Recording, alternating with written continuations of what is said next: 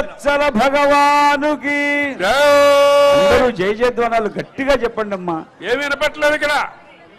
బోల్ భక్తవత్సల భగవానుకి, రాజా రామచంద్ర మహాప్రభువుకి, భద్రాచల సీతారామ మహాప్రభువుకి, భద్రాచల సీతారామ మహాప్రభువుకి.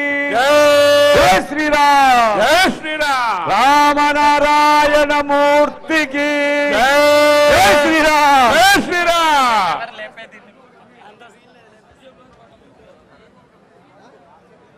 అస్మద్గురూన్ తద్గురూంశ్చ నౌమి సర్వగురూనపి ఉత్తారకాన్ శ్రీధరాంతాన్ శ్రీమన్నారాయణాత్మనః రామానుజాయ మునయే శ్రీమతే యోగినే నమః.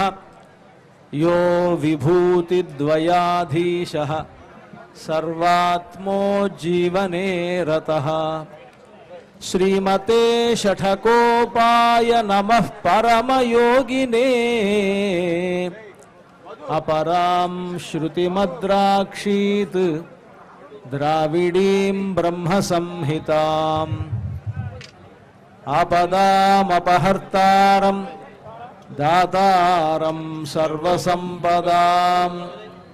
లోకాభిరామం శ్రీరామం భూయో భూయో నమామ్యహం.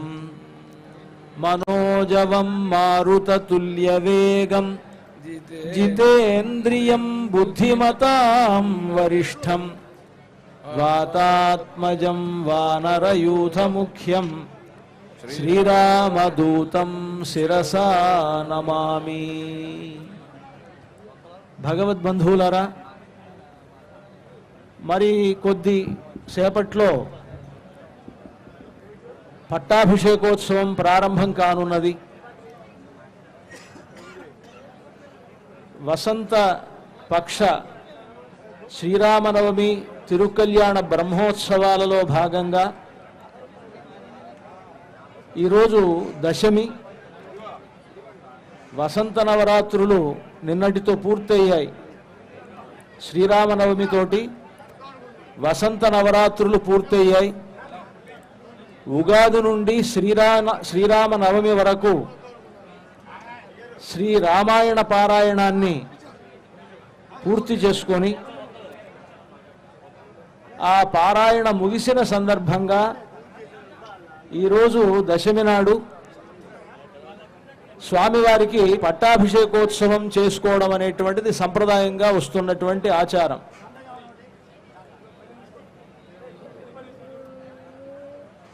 పట్టాభిషేకోత్సవాన్ని కళ్యాణోత్సవంలాగా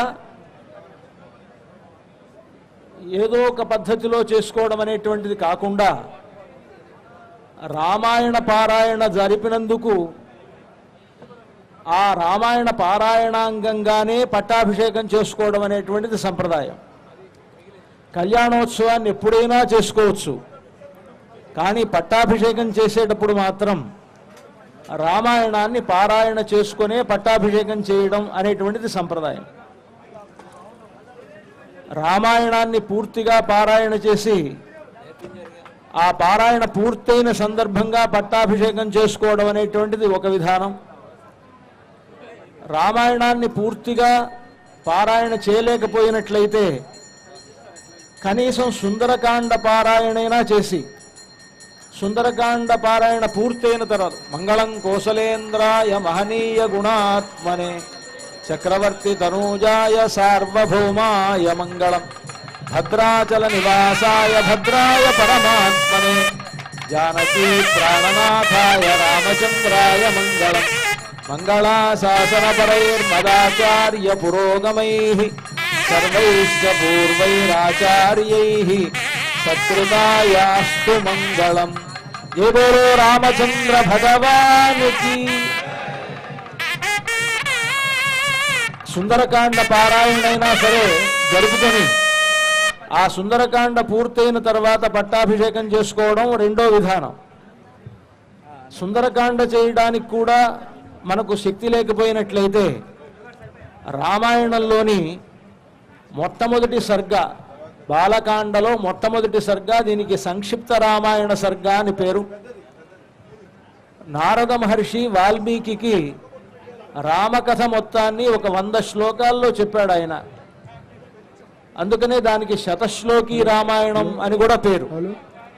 ఆ సంక్షేప రామాయణాన్నైనా సరే పారాయణ చేసి ఆ తర్వాత రాముని యొక్క సేవగా పట్టాభిషేకం చేసుకోవడం అనేటువంటిది 3వ విధానం. మనకు భద్రాచలంలో ఈ వసంత పక్షంలో ఉగాది నుండి ప్రారంభించి రామాయణ పారాయణ పూర్తిగా చేస్తారు. 24,000 శ్లోకాల్లోనూ యుద్ధకాండ వరకు పూర్తిగా పారాయణ జరిపి నవమితోటి ఆ పారాయణ పూర్తయిన తర్వాత దశమి నాడు ఇక్కడ పట్టాభిషేకం చేసుకోవడం అనేటువంటిది సంప్రదాయం. అందుకని సంవత్సర ప్రయుక్తంగా జరిగేటువంటి ఈ పట్టాభిషేకానికి మహాపట్టాభిషేకము అని పేరు. అలాగే 12 ఏళ్లకు ఒకసారి విశేషంగా పట్టాభిషేకాన్ని జరుపుతారు భద్రాచలంలో. అది గత సంవత్సరం చేసుకున్నాం మనం. గత సంవత్సరం 2023వ సంవత్సరంలో పుష్కర సామ్రాజ్య పట్టాభిషేకాన్ని జరుపుకున్నాం. దానికి ముందు 2011వ సంవత్సరంలో పుష్కర సామ్రాజ్య పట్టాభిషేకాన్ని జరుపుకున్నాం. అలా 12 ఏళ్లకు ఒకమారు భద్రాచలంలో జరిగేటువంటి విశేషమైనటువంటి పట్టాభిషేకోత్సవానికి పుష్కర సామ్రాజ్య పట్టాభిషేకోత్సవము అని పేరు. ప్రతి సంవత్సరం జరిగేటువంటి పట్టాభిషేకోత్సవానికి మహాపట్టాభిషేకము అని పేరు.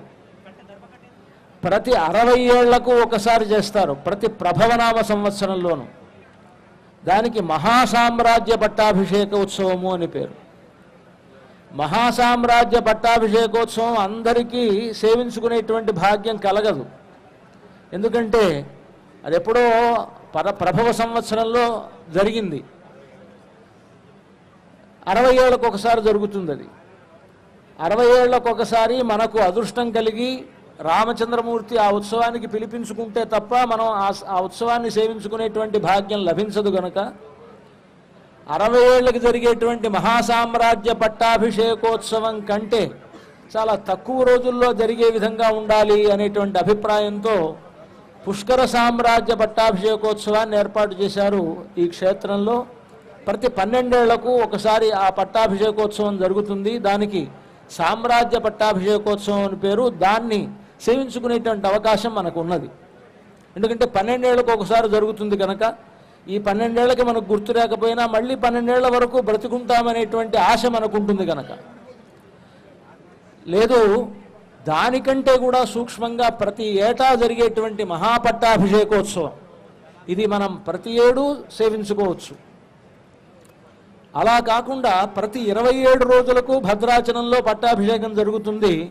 ప్రతి పుష్యమి నక్షత్రం నాడు పునర్వసు నుండి పునర్వసు వరకు 27 రోజుల పాటు రామాయణ పారాయణ జరిగి ప్రతి పుష్యమి నక్షత్రంలోనూ భద్రాచలంలో పట్టాభిషేకోత్సవం జరుగుతుంది.